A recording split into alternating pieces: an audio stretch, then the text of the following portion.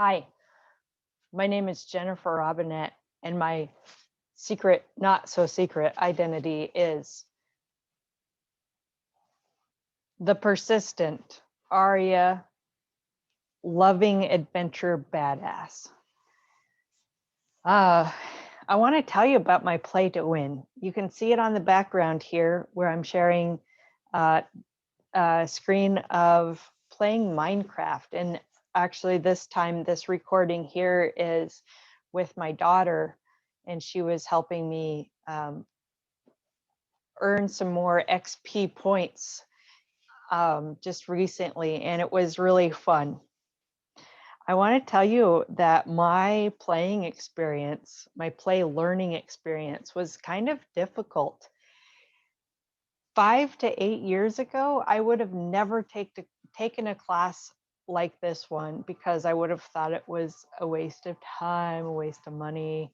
But it's been very rewarding. And I just wanted to say that because I started at a place of learning that I'm choosing to learn more about myself and playing. However, I still had a hard time following through with the playing to win exercise. And so my playing to win exercise was reading the articles early on in the week when they were assigned, and then playing Minecraft with my kids.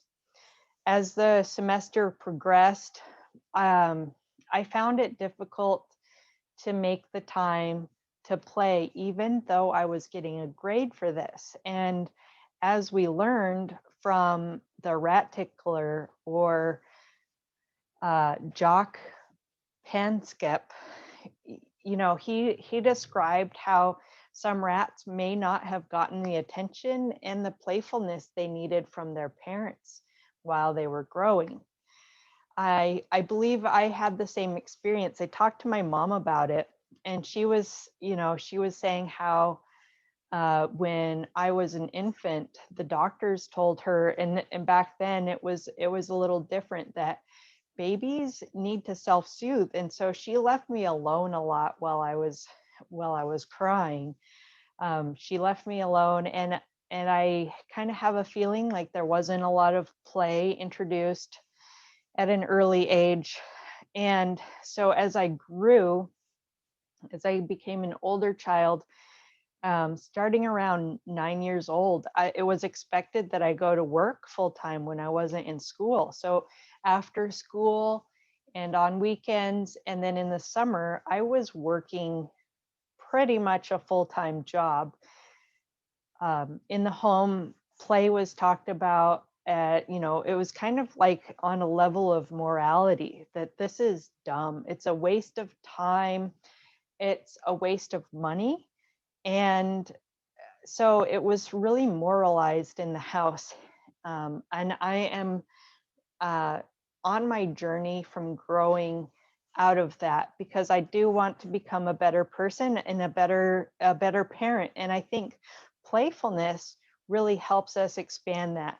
We learned in the Van Vliet article on adult playfulness that adults can learn and grow even when they haven't been nourished in that way as children. And I'm finding that out. I have had a lot of fun in the McGonagall books, or in the McGonagall chapters. She really exemplified how the how gaming will change you neurobiologically, and how you can learn and how you can develop as a person even though you're an adult. And so that's great. I don't want to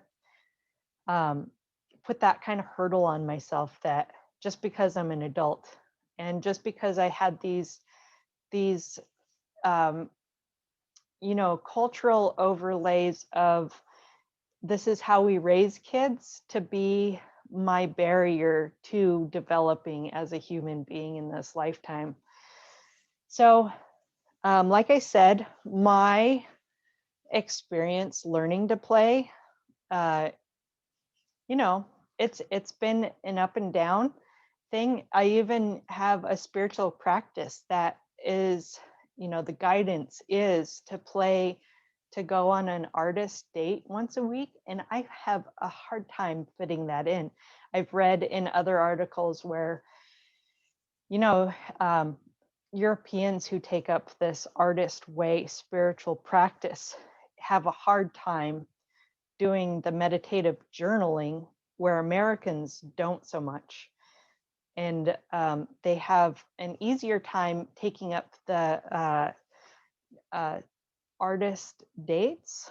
And so I can see how this is an American kind of a cultural phenomenon where adults are kind of limited in our ways of playfulness and playing and having fun for the sake of having fun. And when we do it in our American culture, we overdo it, I believe, and to the point where we're hurting ourselves. So it's that work hard, play hard idea. And I want to find a middle way, a balance in all of that. So we've talked about McGonagall and her, I know she's talked about how play, and so did the Van Vliet article, is a bonding tool. And that's actually where, when we started the semester and we were looking through definitions, I came up with that playing and gamefulness is actually tied into our spirituality, and that we have to find a good place. So biologically, we have to be in a safe place to be able to play. We have to be fed. We have to have enough sleep. And so there's a baseline. And then once we reach that part of the Maslow's hierarchy, basically is, can we incorporate playfulness? And I am learning to do that, which is a lot of fun. My kids, it also taught me how this year I've been homeschooling my children, and it was an eye-opener to have them teach me, because it kind of reflects on how I teach them. They kind of want to jump in there and do all of the game for me. Like they're saying, this is how you learn, Mom.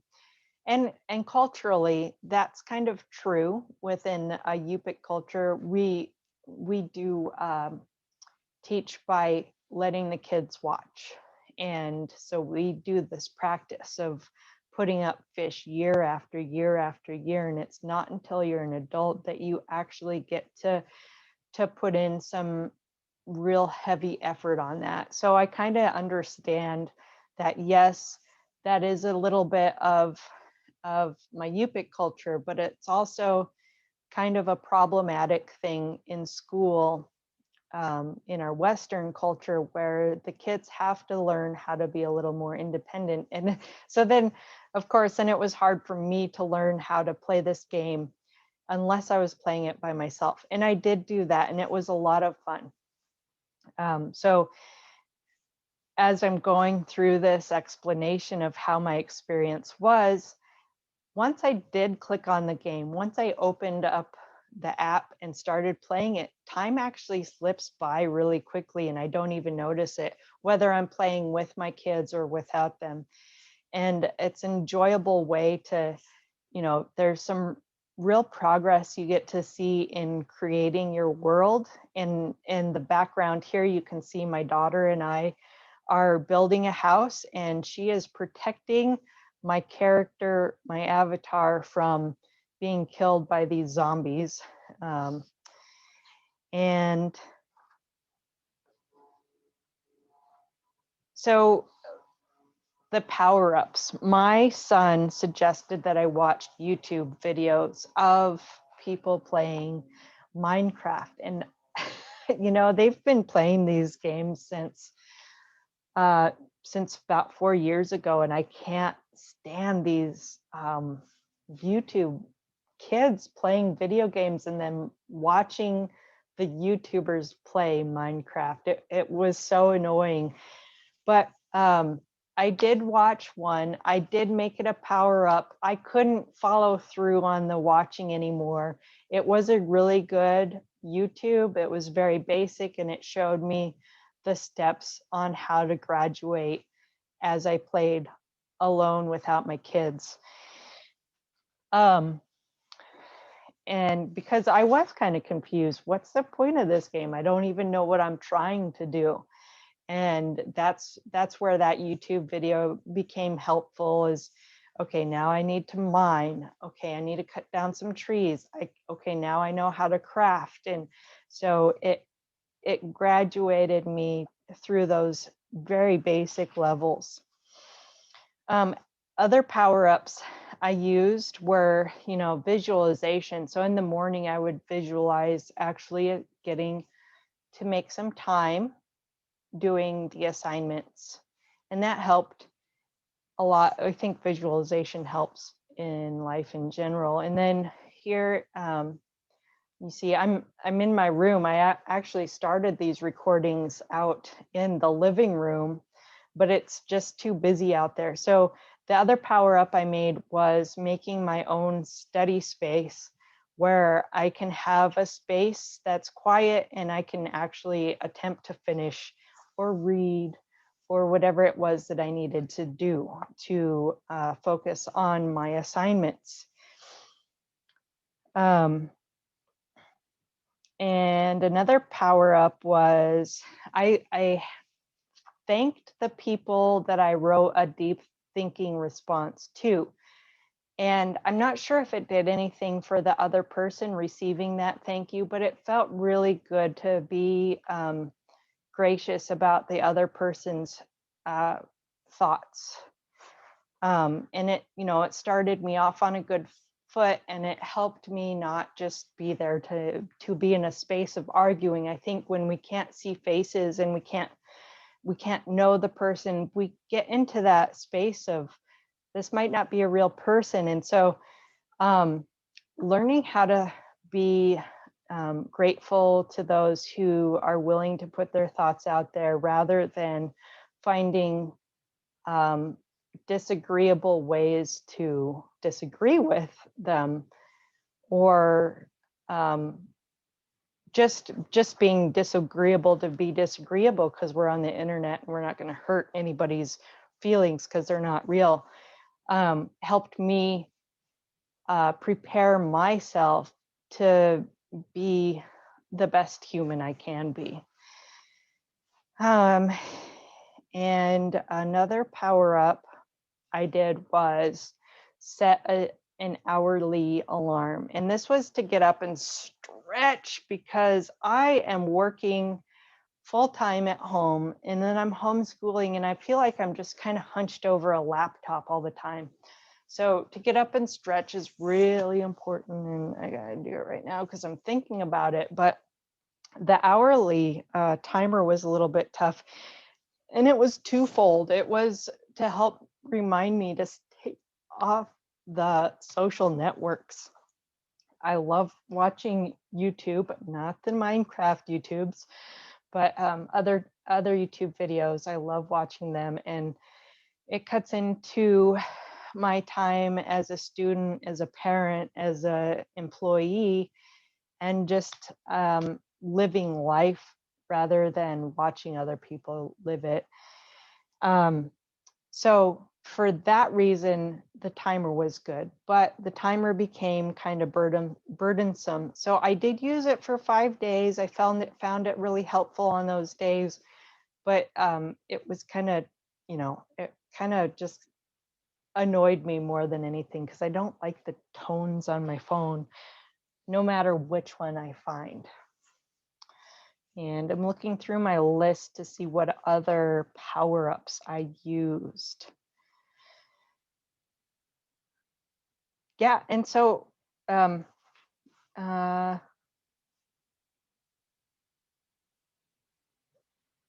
another one was So I did the thank you. I visualized. I watched a video. I did a timer. And I know there was another one. Okay, so uh-oh, now the Minecraft playing video is actually over, and you can see my daughter right there. She's so cute, helping me play Minecraft.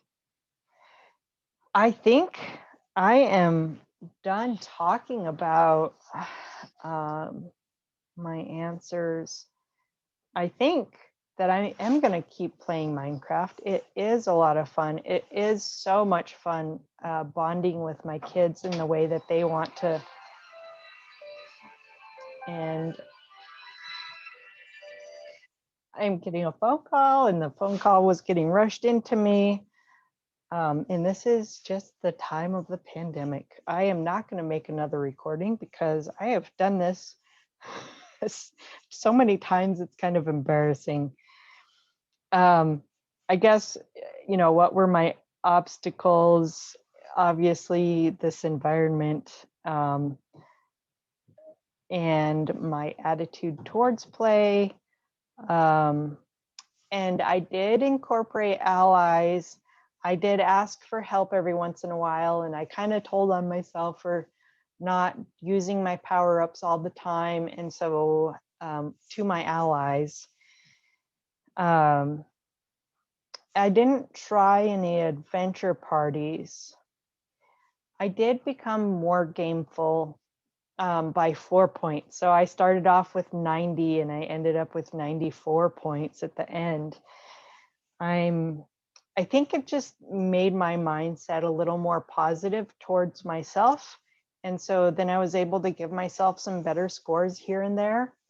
I think that McGonagall's book kind of helped me rephrase my thinking so that I can go on this adventure. And I think that is where I'm going to stop this Zoom. Thank you for watching. Thank you for being a part of my journey. And I hope I see you next time.